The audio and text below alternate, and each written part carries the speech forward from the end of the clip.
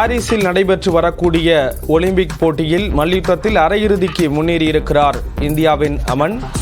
இது தொடர்பான விவரங்களை வழங்குவதற்காக இணைகிறார் சடையாண்டி. விவரங்களை பதிவு செய்யலாம்.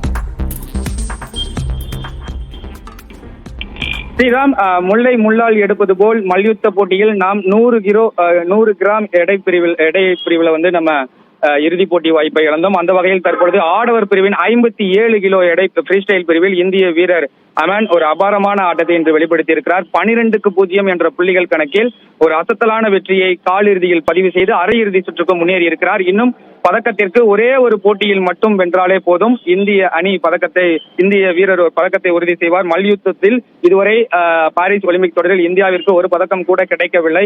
அந்த முதல் பதக்கத்தை அமன் கைப்பற்றுவாரா என்ற ஒரு மிகப்பெரிய எதிர்பார்ப்பு இந்த வெற்றியின் மூலம் நிலவி இருக்கிறது. அமன் இப்ப காலிறுதியில் வீழ்த்திய வீரர் சாதாரண ஒரு வீரர் கிடையாது. 2022ஆம் ஆண்டு வேர்ல்டு சாம்பியன்ஷிப்ல வந்து தங்கப்பதக்கம் வென்றவர். அதனைத் தொடர்ந்து நடைபெற்ற அடுத்த வேர்ல்டு சாம்பியன்ஷிப் போட்டியிலும் வந்து இறுதிப் போட்டி வரை முன்னேறினார். எனவே ஒரு அபாரமான வீரர், ஒரு அசத்தலான வீரரை வெற்றியை வசப்படுத்தி தற்பொழுது அரையிறுதி சுற்று வாய்ப்பை உறுதி செய்திருக்கிறார். இன்னும் ஒரே ஒரு போட்டி மட்டுமே நமது இந்திய வீரருக்கு மீதம் இருக்கிறது. நேற்றைய தினம் வினேஷ் போகத் அரையிறுதி வரை சுற்று வரை முன்னேறி அரையிறுதியில் ஒரு அபார வெற்றியை வசப்படுத்தி அந்த நம்பிக்கைக்குரிய தங்கப்பதக்கத்துக்கு முன்னேறினார்.